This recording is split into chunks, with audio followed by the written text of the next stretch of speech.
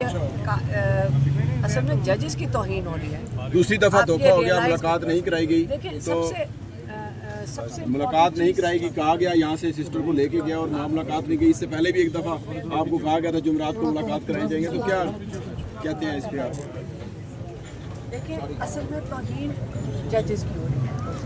आप ये रियलाइज़ कर लो कि सबसे ज़्यादा ज़्यादती जजेस के साथ हो रही है, और हमें ये एहसास करना चाहिए कि क्या पता जजेस की जो 26वीं तरमीम आई है, जो इमरान खान की बारी बारी कहते हैं कि ये ऐसा इन्होंने जो अमेंडमेंट की है ताकि जजेस को बिल्कुल कमज़ोर कर दिया जाए, लेकिन उसके नताइज तो आप देख रहे हैं ना कि जजेस ऑर्डर देते हैं।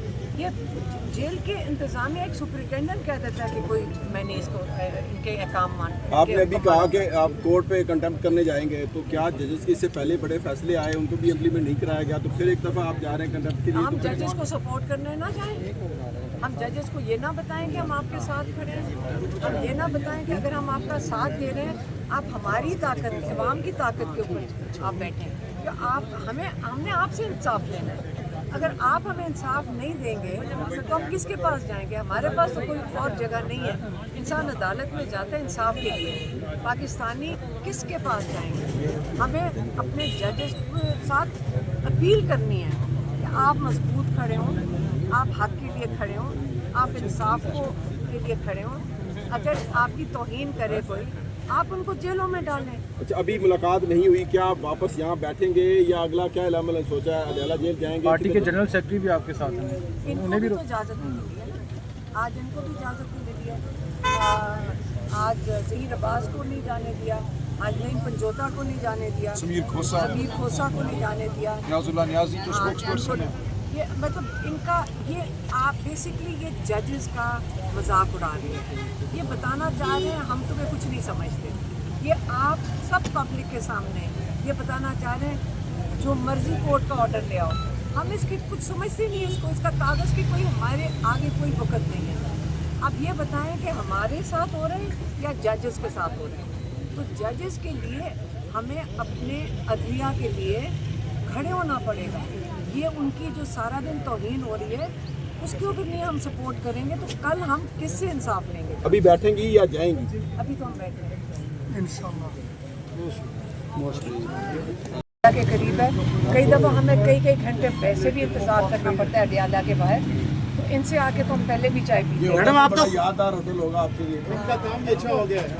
मैडम गेट 5 यहाँ से आधा किलोमीटर दूर है, क्या उसकी जानिब जाएंगी आप पैदल? वो पुलिस वाले जो खड़े हैं ना, ये बड़े जालिम किस्म के पुलिस चाय वाले। पिला दें, शायद जाने दें मैडम।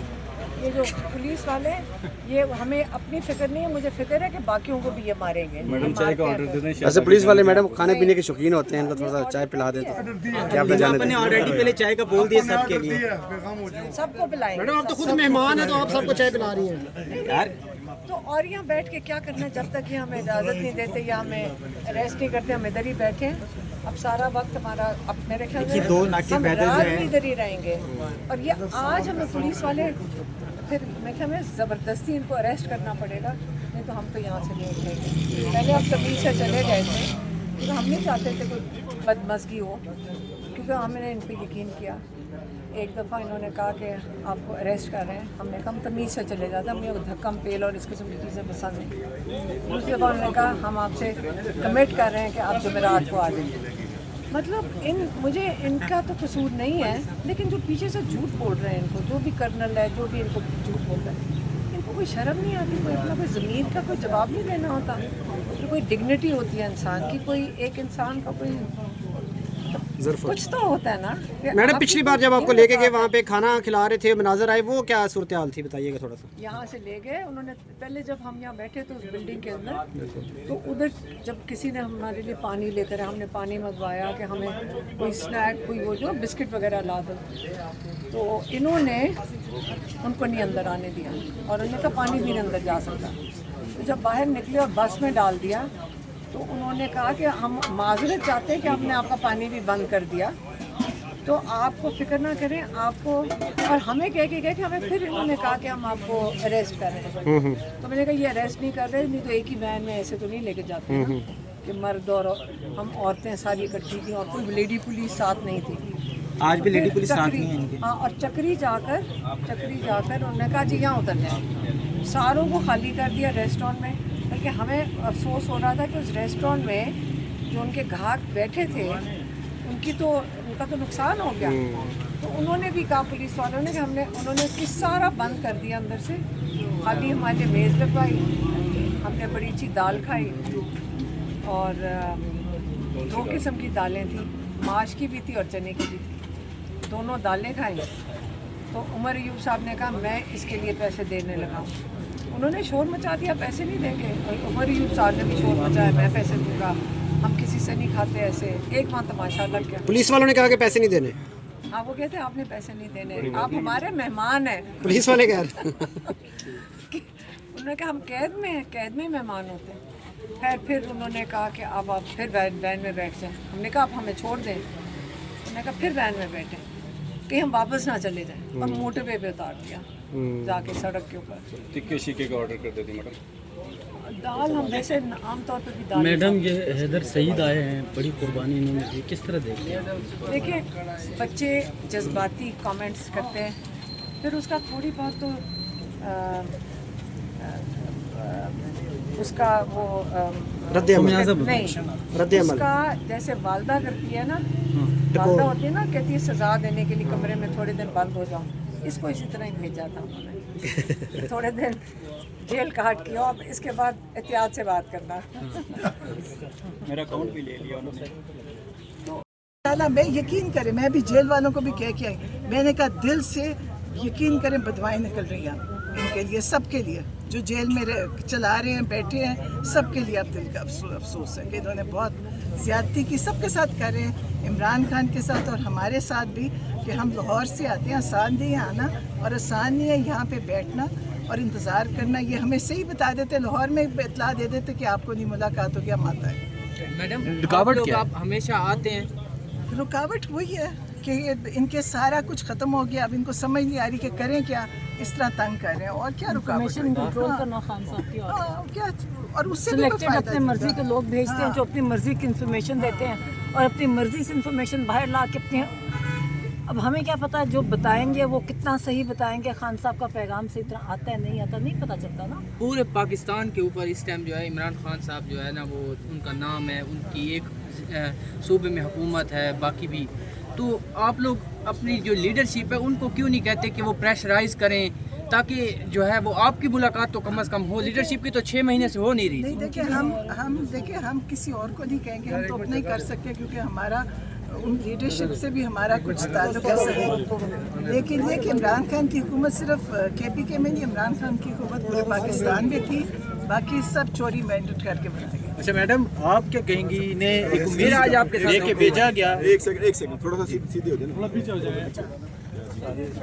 دیکھیں عمران خان کو آئسولیٹ کرنے کا کیا مقصد ہے؟ عمران خان کو توڑنے کا مقصد ہے۔